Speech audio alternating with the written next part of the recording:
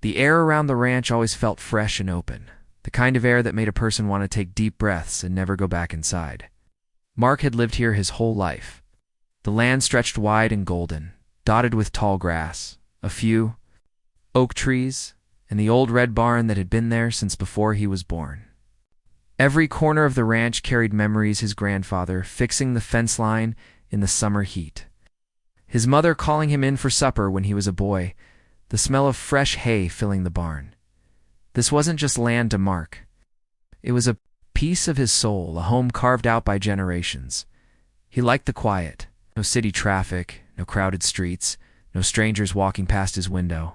His neighbors were far enough away that the only noises he heard were the wind through the grass, the distant lowing of cattle, and the occasional thump of horse hooves on the dirt. Mark owned a few horses, Dusty, the old gray mare who still liked to run despite her age, and Ranger, the tall chestnut, who always seemed ready for adventure. Taking care of them was part of his daily routine, and he never minded. For the most part, life on the ranch was simple. He would wake up early, make himself a strong cup of coffee, and watch the sun spill gold and orange across the fields. Sometimes, he'd fix small things around the property, a loose gate, a broken fence board, and other days he would just ride out into the pasture, letting his horse take him wherever the wind felt like blowing. But life was about to get a little less peaceful. The first time Mark saw Karen was on a warm afternoon in late spring. He had been in the barn, cleaning out stalls, when he heard a car drive up the gravel road. This was unusual. Visitors didn't just wander in. He stepped outside, wiping his hands on his jeans, and saw a shiny silver SUV pull up near the fence. Out stepped a woman in her late 40s, wearing oversized sunglasses, a bright pink sun hat. It's the kind of posture that said she was used to being in charge. "Hello?" she called, walking toward the fence without waiting for him to invite. "Her? You must be the ranch owner." "That's right," Mark said cautiously, leaning on the fence post. "Can I help you?" She smiled, but it wasn't a warm smile. It was the kind that felt like it was hiding something. "I'm Karen," she said. "I just moved into the new development down the road." Mark nodded. "Welcome to the area." "Thank you," she said, brushing imaginary dust from her sleeve. "I'm on the HOA board there, and I like to introduce myself to all the locals." She looked around at the open land behind him, her eyes scanning every detail. "You have a lot of space here." Mark just gave a small shrug. "Been in my family for generations." Karen tilted her head as if she were calculating something. "Well, the reason I stopped by is my son will be needing this land soon." Mark blinked, certain he'd misheard. "I'm sorry, what?" "My son," she repeated, as though she were saying something perfectly reasonable. "He's starting a project, a big one, and we're going to need this space. It's the only open land close to our house. I think it's only fair that you start making arrangements to move." Mark let out a short, disbelieving laugh. "This is my land, ma'am. I'm not going anywhere." Karen's smile faltered for just a moment, then came back tighter than before. "I understand it's sentimental, but the HOA has ways of handling these situations. We'll make sure it's all done smoothly." Mark straightened up from the fence. "I'm not part of any HOA. This ranch is private property, and it's staying that way." There was a pause. Karen clearly didn't like being told no. "Well," she said slowly, "we'll see about that." She turned sharply, walked back to her SUV, and drove off without another word. Mark stood there for a while after she left, staring at the dust cloud her tires had kicked up. He couldn't believe the nerve of this woman, who just walks up and tells someone to leave their own land. For the next few days, Mark didn't see Karen again. Life returned to its usual rhythm, and he put the odd encounter out of his mind. Maybe she had just been having a bad day. Maybe she'd realize how absurd her request was and drop the whole thing. But Karen wasn't the kind of person to drop anything. One morning, as Mark was riding Ranger near the fence line, he saw Karen again this time. She was standing on the road with a clipboard in her hand, peering over his fence like she was taking inventory. When she saw him, she gave a little wave, as if everything was friendly. "I'm just taking some notes," she called. "We'll be in touch." Mark didn't answer. He just kept riding, though the back of his neck prickled. Later that week, a piece of paper showed up in his mailbox. It was an HOA violation notice, listing supposed infractions: unkempt property, unauthorized livestock, and unsafe structures. Mark laughed out loud. His property wasn't under the HOA's authority. Anyone with sense could see his barn was solid and well kept. He crumpled the paper and tossed it in the trash, thinking that would be the end of it. But something told him it wasn't. Karen had that determined, smug energy that didn't go away easily, and deep down, Mark felt the first small ripple of worry. Mark had always thought that living far from the city meant avoiding petty neighborhood drama. On his ranch, things were supposed to stay calm, predictable, and peaceful. But after his strange encounters with Karen, it became clear that peace wasn't something she respected. It started small. Another HOA violation notice appeared in his mailbox a few days later. This one complained about barn structures not meeting community aesthetic guidelines and excessive dust pollution. Mark actually laughed when he read it.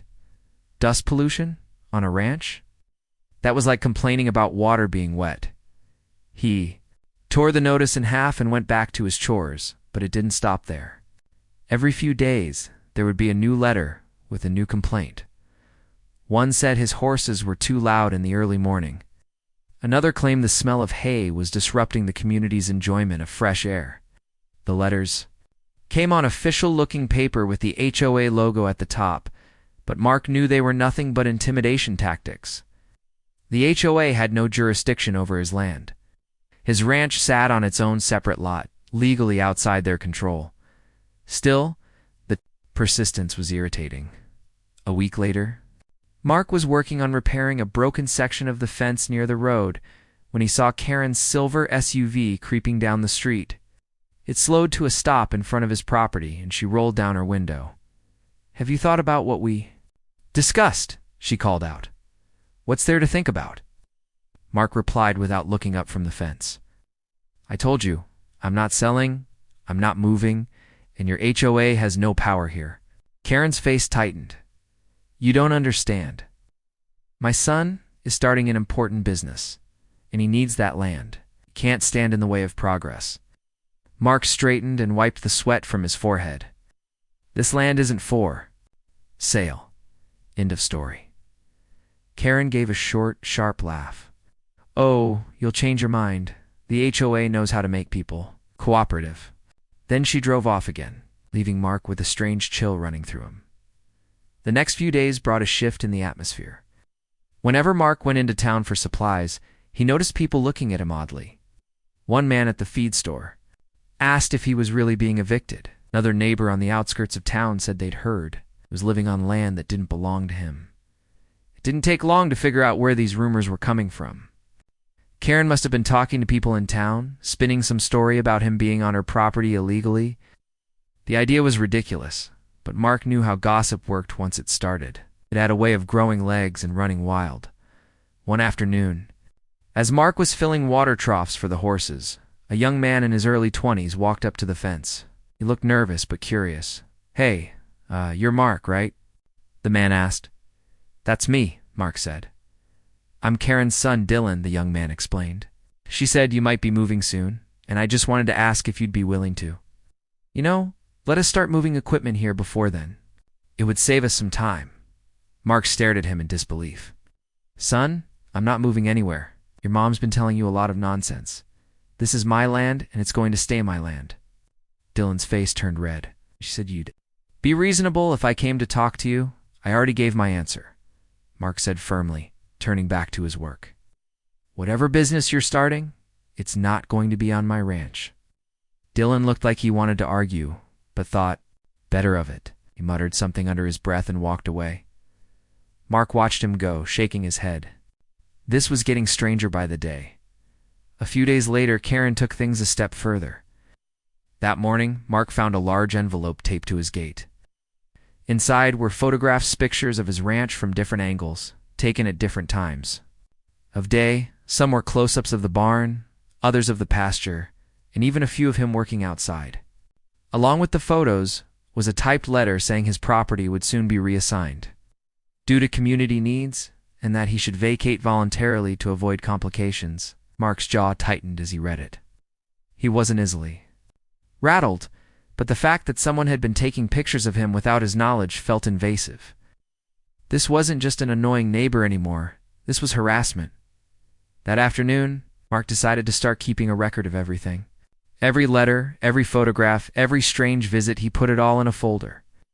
If this ever went to court, he wanted proof of what was happening. He also set up a couple of cheap security cameras along the driveway near the barn.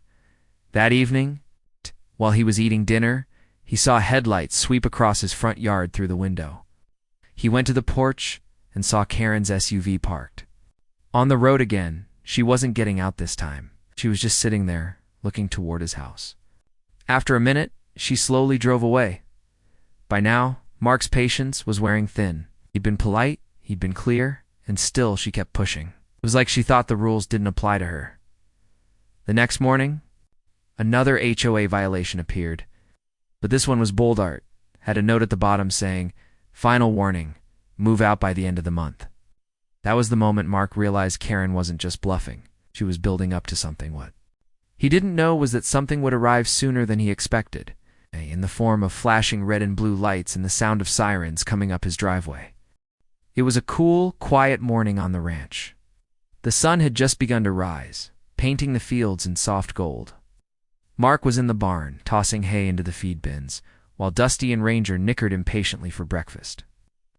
The smell of fresh hay, mixed with the faint scent of leather from the saddles hanging on the wall, it was the kind of peaceful start to the day he loved, till the sound of sirens cut through the stillness. Mark froze, pitchfork in hand. The wailing grew louder, bouncing off the barn walls until it sounded like the sirens were right on top of him. He stepped outside just in time to see a sheriff's SUV, followed by another patrol vehicle turning down his driveway. Gravel sprang from under their tires, his stomach dropped. This wasn't the kind of visit you got for a friendly chat. Vehicles rolled to a stop in front of his porch, lights still flashing. Two deputies stepped out, one older with a thick mustache, the other younger and fresh-faced. Both had serious expressions. "Morning, sir," the older deputy said, resting his hand on his belt. "Are you the property owner here?" "Yes," Mark replied cautiously. "Is something wrong?" "We got a 911 call," the deputy said, glancing toward the pasture. "A woman reported that there's a trespasser refusing to leave her property. She claimed you were squatting here illegally." Mark blinked. "What? This is my ranch.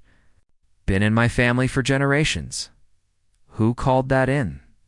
The younger deputy flipped open his notebook. Caller identified herself as Karen. I'll just leave it at that." Mark let out a long breath. Of course it was her. "Been called out here for nothing," he said. "Karen's my neighbor. Well, not exactly my neighbor. She's in that new development down the road.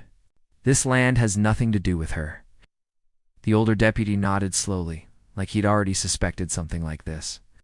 "Mind if we check your property lines just to be thorough? If you're right, we'll be on our way. Be my guest," Mark said, gesturing toward the pasture. "I've got all the paperwork in the house too if you want to see it." Before the deputies could move, a familiar silver SUV came barreling up the road. Karen pulled in fast, slamming the door behind her. She was dressed like she was heading to a fancy luncheon white blouse. Gold earrings, bright lipstick, but her face was twisted in anger. "There he is," she shouted, pointing straight at Mark. "Officers, that's the man. He's refusing to leave my land." The younger deputy frowned. "Ma'am, he says this is his property. He's lying," Karen snapped. "He's been living here illegally, and my son needs this space immediately for his new garage door business. We've already planned the construction. You need to remove him now." Mark stared at her garage door business. "That's what all this is about?" Karen folded her arms. "My son's business will serve the whole community. You're standing in the way of progress. And besides, this land's wasted on horses and old barns." The older deputy raised an eyebrow.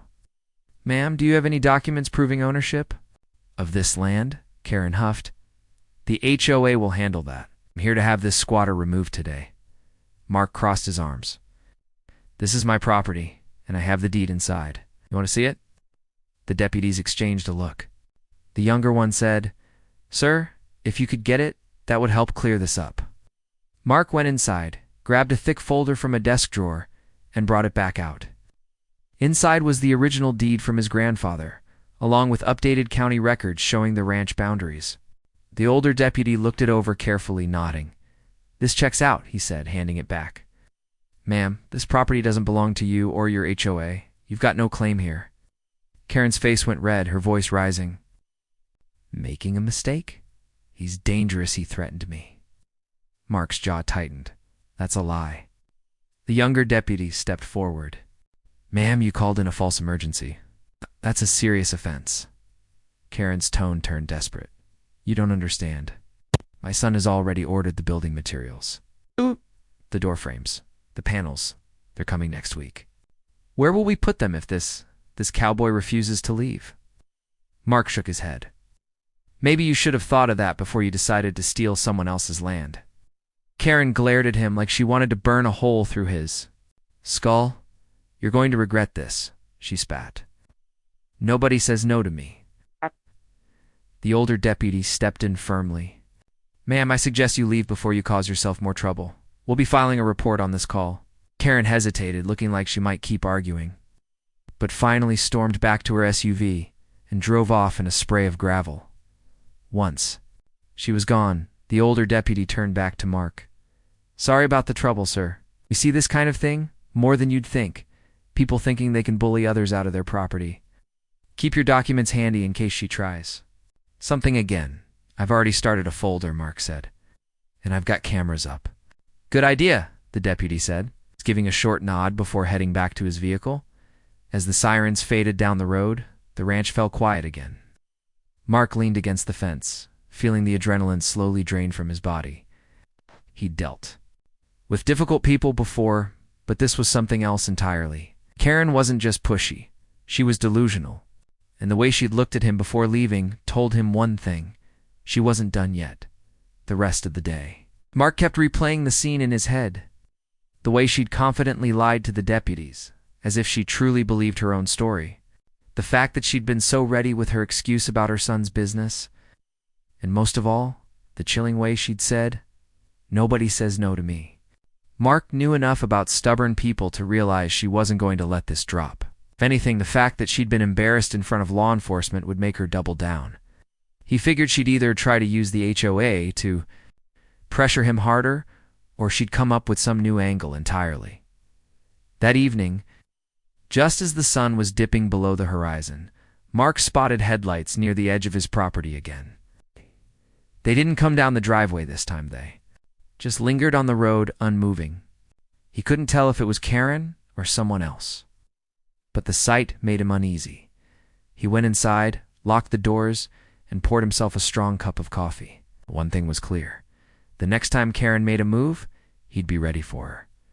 But as it turned out, her next move wouldn't just be petty letters or rumors. She was about to take things to a level that even Mark hadn't imagined. The morning after the sheriff's visit, Mark woke up thinking maybe the situation with Karen would calm down. Surely after being told directly by law enforcement that she had no claim to his land, she would back off. But if there was one thing he was learning about Karen, it was that she didn't know how to quit. It started with the gossip. Mark noticed it the next time he went into town for supplies. At the feed store, a woman who usually greeted him warmly gave him a tight smile and quickly turned away. At the hardware store, two men standing near the counter fell silent when he walked in and exchanged glances as if they'd just been caught talking about him. By the time he reached the coffee shop, an idea what was going on. The barista, a young guy he'd known for years, leaned in and whispered, "Hey, I don't know if you've heard, but there's some crazy rumor going around that you pulled a gun on that new lady, Karen."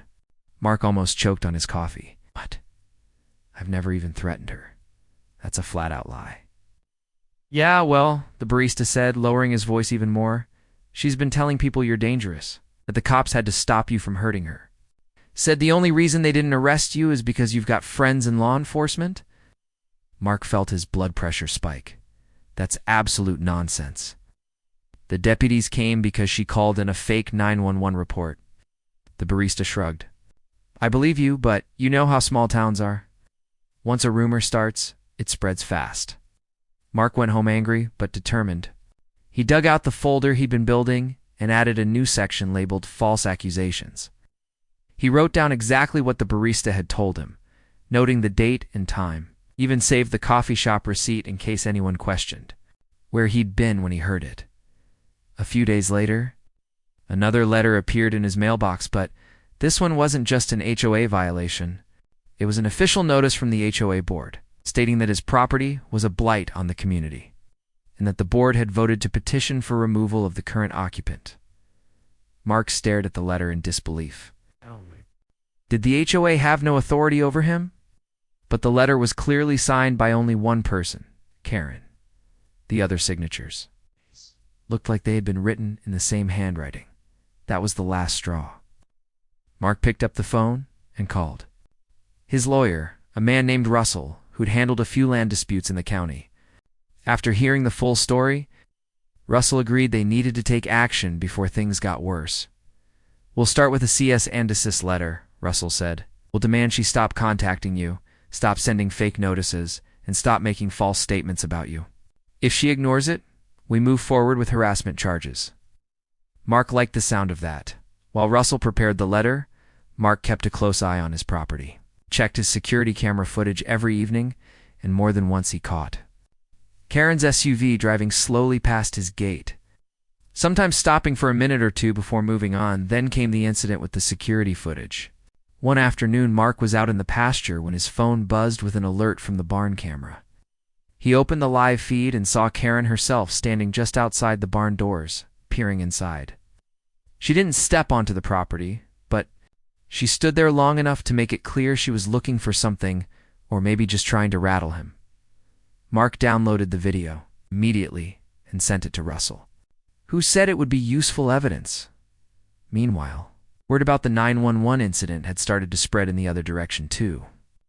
A few people in town who didn't care for the HOA began asking Mark about what had really happened. When he explained that she'd called the cops claiming he was a trespasser on his own land, more than one person laughed in disbelief. "That woman's a menace," said an older man at the feed store. "She's been stirring up trouble ever since she got here. Don't let her push you around." It felt good to have people on his side, but Mark knew Karen wouldn't stop just because some folks didn't believe her. And sure enough, a week later, she tried a new tactic. This time, instead of sending him letters, she sent them to other business owners, neighbors, even the local paper, claiming he was hoarding dangerous animals and storing hazardous materials in his barn. Mark's phone lit up with calls from confused friends asking if everything was okay. "We heard the sheriff might have to come inspect your property," one neighbor said. Mark sighed. "If they do, they're welcome to. I've got nothing to hide." And he meant it. When a deputy did show up this time, without sirens too. Follow up on the hazardous materials tip, he ended up chatting with Mark for nearly an hour about the horses, the barn, and the ridiculousness of the complaint. The deputy left, shaking his head, saying, "I'll be filing this one under false report too." By now, the sheriff's office knew Karen by name. Mark got the sense they were getting tired of her antics, but they still had to follow protocol. Every time she made an accusation, when Russell's cease and desist letter finally went out, Karen's reaction was almost immediate. She posted a long rant on the community Facebook page, claiming she was being silenced by greedy landowners who didn't care about the needs of hardworking families. She never mentioned Mark by name, but she didn't need to. Everyone knew who she was talking about. The post got a mix of comments. Some of her HOA friends cheered her on, saying she had every right to fight for her son's future. Others told her to let it go and leave Mark alone. The argument went on for days. Mark didn't reply. Russell had told him to keep quiet online and let the legal process play out. But he quietly saved screenshots of every post and comment, adding them to his growing file. By this point, Karen's son Dylan seemed to be keeping his distance. Mark saw him once at the gas station, and the young man gave him a quick nod but didn't stop to talk. Word was, he wasn't thrilled about all the attention his mom was bringing to their family. The situation reached a boiling point when Mark's lawyer called with news. The sheriff's office is considering issuing her a formal harassment warning, Russell said. They've got enough reports now to justify it, but if she ignores it, they can move to fines or even charges. Mark felt a flicker of relief. Maybe this nightmare was finally heading toward an end, but Karen wasn't one to go quietly. The very next day, she showed up at the end of his driveway again, in her SUV this time. But on foot, carrying a stack of papers. She waved them. At his security camera, shouting something about final notice and court action, Mark didn't even go outside. He just called Russell and sent him the footage. It was clear now, she wasn't going to stop until someone made her. And from the way Russell was talking, that someone might finally be the law. Still, Mark couldn't shake the feeling that she had one more trick up her sleeve. And as it turned out, she did, though it wouldn't end the way she hoped. The air on the ranch felt different that morning, not because of the weather, but because Mark knew something was coming. His lawyer Russell had told him the sheriff's office was ready to make a move if Karen tried anything else, and judging by her history, that anything else wouldn't take long. Sure enough, before noon, a white county vehicle pulled into the driveway. It wasn't a patrol car, but an official-looking SUV with the sheriff's emblem on the side. Out stepped Deputy Harris, the older officer who had been there during the 911 call weeks ago. He gave Mark a friendly nod as he walked up. "Morning." Mark Harris said, "I've got some news for you." Mark set down the bucket of feed he'd been carrying. "I'm all ears." "We've issued a formal harassment warning to your neighbor, Karen," Harris said. "If she contacts you again, comes on your property, or files any more false reports, she could face criminal charges and fines." Mark let out a slow breath. "That's good to hear. She's not happy about it," Harris added. "But that's not our problem. We've got plenty of documentation. Now your security footage. False reports. This is Sandus's letter from your lawyer. She's out of room to play games." Mark thanked him, and Harris drove off, leaving a trail of dust behind. For the first time in weeks, Mark felt a small wave of relief. Maybe this was finally the turning point. But just 2 days later, Karen proved she wasn't going to go down quietly. It was late afternoon when Mark noticed movement near his front gate. He checked his cameras and saw Karen standing there, phone in hand, recording herself. She was speaking loudly enough for the microphone to pick up her words. "This is day 45 of being harassed by my neighbor," she said dramatically. "He's refusing to leave land that doesn't belong to him, and the corrupt sheriff's department is protecting him. But I will not be silenced. Justice will be served." Mark shook his head, didn't even bother going outside. He simply called the sheriff's office, explained the situation, and emailed them the footage. Less than an hour later, 2 deputies arrived, not to talk to Mark, but to walk down the road and have a long conversation with Karen. She left quickly after that, her face tight with anger. The following week brought the real breakthrough. Russell called with the news Mark had been hoping for. The county has decided to fine her for misuse of emergency services and for harassment, Russell said. "It's not jail time, but it's a solid step. And if she keeps this up, it could escalate to criminal charges." "How much is the fine?" Mark asked. "A couple $1,000s, Russell said. "More importantly, it's on record now that she's the problem, not you." Word about the fine spread quickly in their small town. The same people who had once looked at Mark with suspicion now gave him nods of sympathy in the grocery store. A few even stopped to say they'd known all along that Karen was trouble. Karen, however, didn't seem to handle the public embarrassment well. Her usual morning drives past Mark's ranch stopped. Her social media rants disappeared. 2 weeks, Mark didn't see her at all. Then, one Saturday morning, he spotted Dylan, the son, walking toward his gate. Mark considered ignoring him, but Dylan looked nervous, not aggressive. "Hey," Dylan said when he got closer. "I just wanted to say, I'm sorry for all the trouble my mom caused. I didn't agree with what she was doing. I told her from the start it was a bad idea, but she doesn't listen to me." Mark studied him for a moment, then gave a small nod. "I appreciate you saying that. It's been a lot moving out," Dylan said quietly. "Got a job a few towns over. I didn't want to leave without telling you I'm not part of her mess." "Good luck with the new job," Mark said. "Fresh start sounds like a good idea." After Dylan left, Mark felt like another weight had lifted, maybe without her son around. Karen would have less reason to keep stirring up trouble. And as it turned out, that's exactly what happened. Over the next month, the sightings of her SUV became rare. The HOA letters stopped. The rumors dried up. The ranch returned to its old, quiet self, the way it had been before Karen showed up. Still, Mark wasn't taking any chances.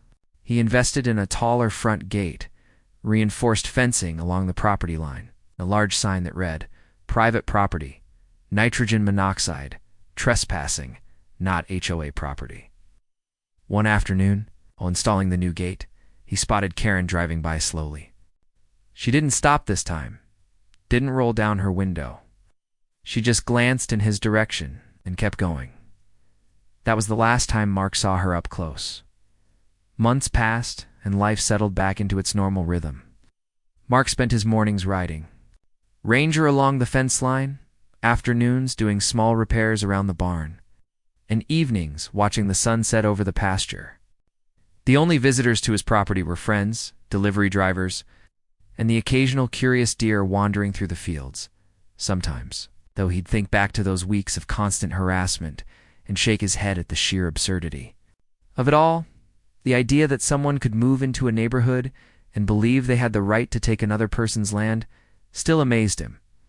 But it also reminded him of something important: how quickly lies could spread and how dangerous it was to ignore small acts of intimidation. If he hadn't documented everything from the start, things might have gone very differently. One evening, sitting on his porch with a cup of coffee, Mark watched Dusty and Ranger grazing in the fading light. The ranch was quiet except for the distant chirping of crickets. For the first time in a long time, he felt at complete peace. Karen had gotten a reputation in the community, one she would probably never shake. People had even started calling her 9-1 Corin, a nickname that stuck like glue. The HOA stopped trying to mess with anyone outside their jurisdiction, clearly not wanting another public embarrassment. As for Mark, he kept his land, his peace, and his pride.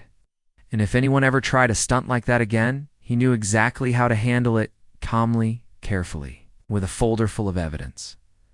For now, though, the only battles he had to worry about were keeping the squirrels out of the feed bins and making sure the horses didn't decide to test the new fence. It was the kind of life he wanted: simple, quiet, and free from HOA drama. And as the sun dipped below the horizon, casting a warm orange glow across the fields, Mark smiled to himself. The ranch was still his, the way it had always been, and no amount of false reports, HOA letters, or entitled demands could change that.